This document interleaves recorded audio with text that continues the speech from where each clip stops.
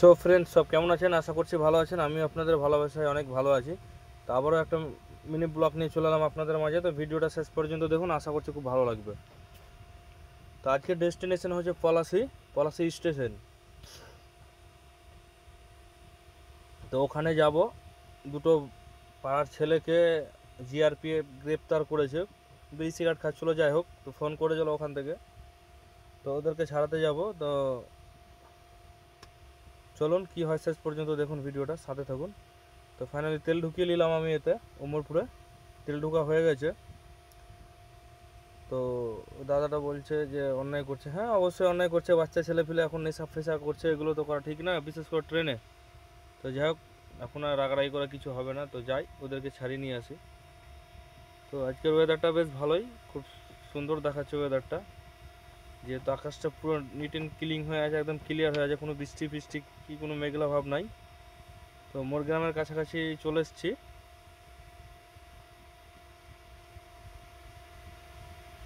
একটু তাড়াতাড়ি যাচ্ছি, তাড়াতাড়ি যেতে হবে। ওয়েদারটা ভালো আজকে, খুব সুন্দর ওয়েদার, আপনারাও বুঝতে পারছেন ভিডিওতে দেখে। তো ফাইনালি মোর গ্রাম চলে এলাম। তো এখানে একজন ছিল, যাকে ওকে তুলে নিয়েছি। মোর গ্রামের ভিউটা দেখুন, ডান দিকে রাইট সাইডটা আপনার রামপুরহাটের দিকে চলে যাবে, যেটা দুর্গাপুর। তো ওয়েদারটা খুব ভালো আজকে, খুব সুন্দর ওয়েদার। রাস্তা মোটামুটি ক্লিয়ার আছে, জ্যাম ট্যাম নেই। যেটা ভেবেছিলাম যে জ্যাম্পে পড়ে যাবো হয়তো, যেহেতু রাস্তার চারি সাইডে কাজ চলছে অনেক।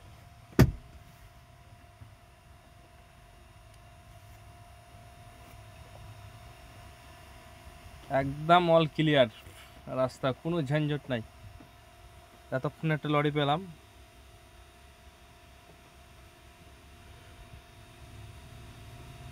চরম গরম পড়েছে আজকে, প্রচুর বৃষ্টি।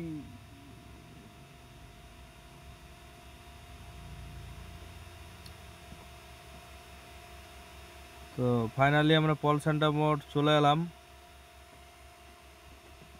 পলসান্টা মোড়ে সিগন্যাল লাগিয়েছে, আপনারা একটু সতর্কভাবে আসবেন, যেহেতু সিগন্যালগুলো আগে ছিল না। ট্রাফিক পুলিশ ছিল, তো ট্রাফিক পুলিশও আছে, সিগন্যালটাই বেস্ট। যেহেতু অনেকে ফলো করে না, রাতের বেলায় ট্রাফিক পুলিশকে হয়তো দেখতে পায় না, এক সাইডে দাঁড়িয়ে থাকে। এখানে কিছুদিন আগে একটা বড়সড় একটা অ্যাক্সিডেন্ট হয়েছে, একটা পুলিশ মারা গিয়েছিলো, লরি চাপা দিয়ে দিয়েছিল।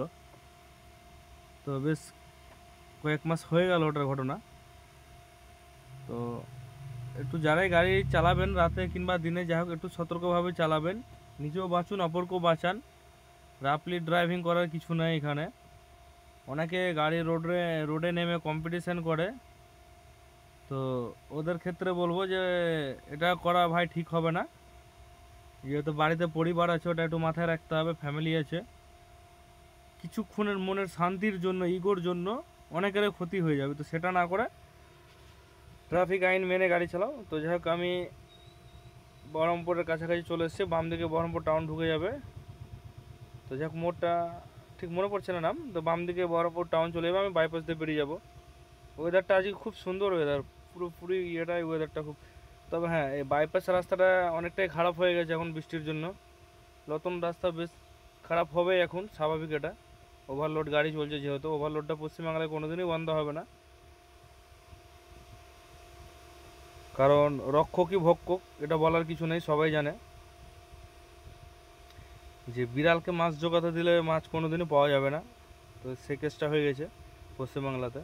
তো রোডের অবস্থা দেখুন, জঘন্য একদম। নতুন রাস্তা, মানে রাস্তা কমপ্লিট হওয়ার আগে, উদ্বোধন হওয়ার পরে কিছুদিন পরে একবার রাস্তা হয়ে গেছে অলরেডি কাজ, ফের আবার রাস্তার বেজায় অবস্থা খারাপ। এটা বাইপাস ব্রিজটা।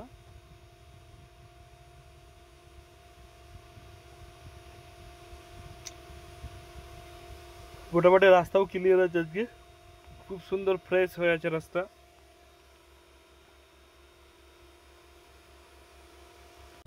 তবে বহরমপুর বাইপাসটা চালু হওয়াতে অনেকেরই খুব সুবিধা হয়েছে, বিশেষ করে যারা কলকাতার যাত্রী যাওয়া আসা করতো কিংবা গাড়ি নিয়ে ট্রাভেল করতো। কারণ তাদেরকে বহরমপুর টাউনে অনেকক্ষণ জ্যাম্পের সম্মুখীন হতে হতো।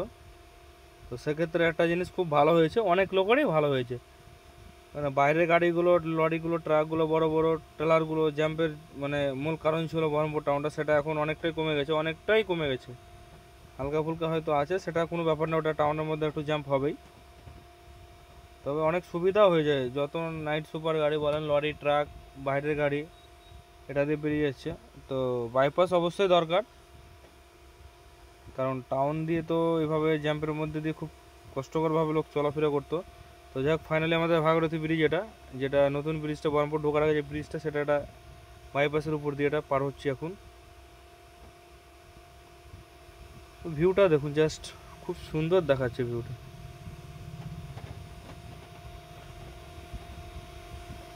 পুরোটাই ফ্লাইওভার টেনে দিয়েছে এটা দিয়ে, এত সুন্দর দেখাচ্ছে। তবে আমাদেরও উমরপুর, ধুলিয়ান, এগুলো তো ফ্লাইওভারের কাজ মোটামুটি ট্রায়াল চলছে, কাজ কম বেশি আরম্ভ হয়ে গেছে, টেস্ট, মাটি টেস্ট চলছে এগুলোতে। তো খুব দ্রুত কাজ আরম্ভ হয়ে যাবে। তবে আমাদেরও একটু সুবিধা হবে, যে অ্যাক্সিডেন্টের ভয়টা ছিল উমরপুর মোড়ে কিংবা ডাকবাংলা মোড়ে, সেক্ষেত্রে অনেকটাই কমে যাবে।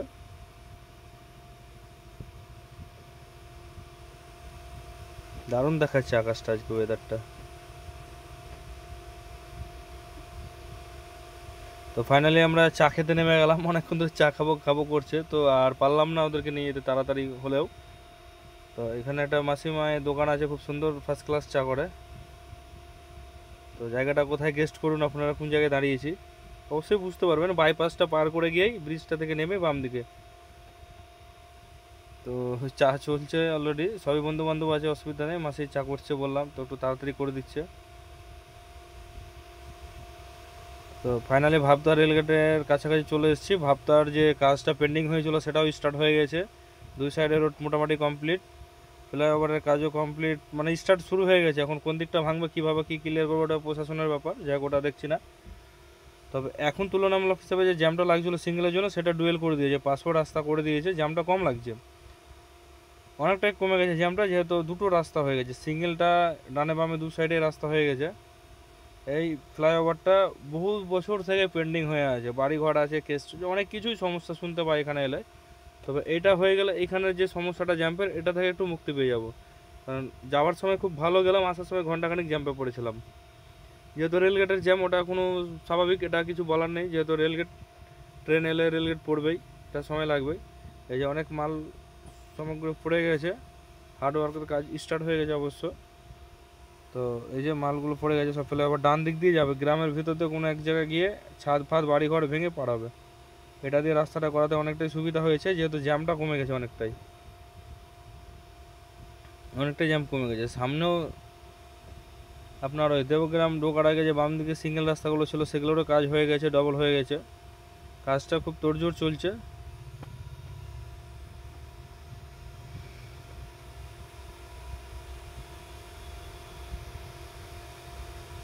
তো খুব বেলডাঙ্গার খুব কাছাকাছি চলে এসেছি আমরা, অনেকে বুঝতে পারছেন কোন জায়গাটা।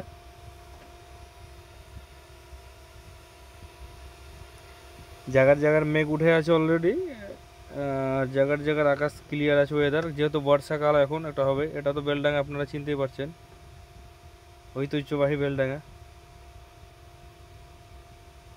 অন্যায়ের প্রতিবাদ করার জন্য আগে বেলডাঙ্গা উঠে দাঁড়াই। তো জ্যাম্প আছে আজকে বেলডাঙ্গাতে, জ্যাম্প আছে যেহেতু রাস্তাটা সিঙ্গেল, এখানে কিছু বলার নেই। বড় বড় ট্রেলার আসছে, যেহেতু আমি রং সাইডে যাব না, যেহেতু আমার জন্য জ্যাম লেগে যাবে, আমি চাই না যে আমার জন্য আর কারো কোনো অসুবিধা হোক, সমস্যা হোক। তো যাক, কিছুক্ষণের জ্যাম্পেটে ছুটে যাবে।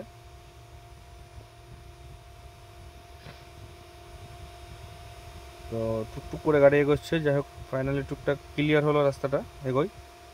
কিন্তু অনেকটা রাস্তা যেতে হবে এখনও, পলাশি যাব, পলাশি স্টেশন ওখানেই আছে ছেলে দুটো।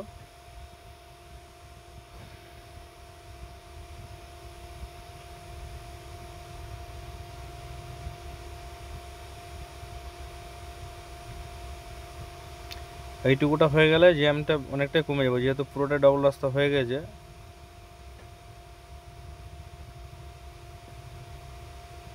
বেলডাঙ্গার বিখ্যাত হাট আর বিখ্যাত গামছা, বেলডাঙ্গার বিখ্যাত গামছা, তো যাবার সময় গামছা নিব। তো যাই হোক, অনেকে বলবেন যে এগুলো কি দরকার ভিডিওর মাধ্যমে বলা, এটাই তো এন্টারটেনমেন্ট, এটাই তো একটা আসল ডেলি ব্লগে আপনার অনেক কিছুই তুলে ধরতে হয়, নাহলে ভালো লাগবে না।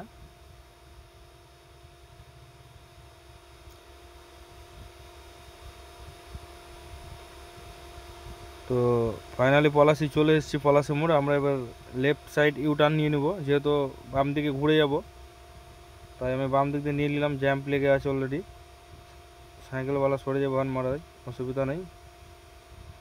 তো বাম দিকে টাউনে ঢুকে গেলাম পলাশির। আমরা এখান থেকে যাবো স্টেশন, মোটামুটি আপনার 2 কিলোমিটার মতো হবে।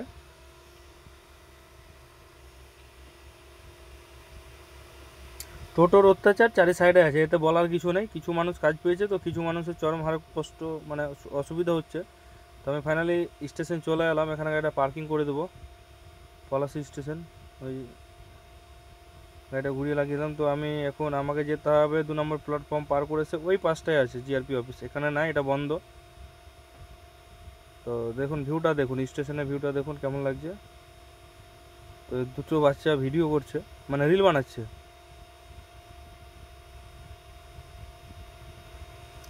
আমাদের সাথে বাবলাদা আছে, পলাশির লোকাল লোক, স্থানীয়। আর একটা ভাই আছে ওখানে, অলরেডি কথা বলছে। তো আমরা এটাতে বেরিয়ে যাবো। তো সামনে জিআরপি অফিস চলে এসেছে অলরেডি, কম বেশি অনেকটাই। তো আমাদের কাজ অলরেডি কমপ্লিট হয়ে গেছে, যেহেতু এখানে ছেলেটাকে আনতে গেছে। তো যাক, প্রাইভেসির জন্য ওকে দেখাচ্ছি না। তো ভিডিওটা শেষ পর্যন্ত দেখার জন্য আপনাদেরকে অনেক ধন্যবাদ।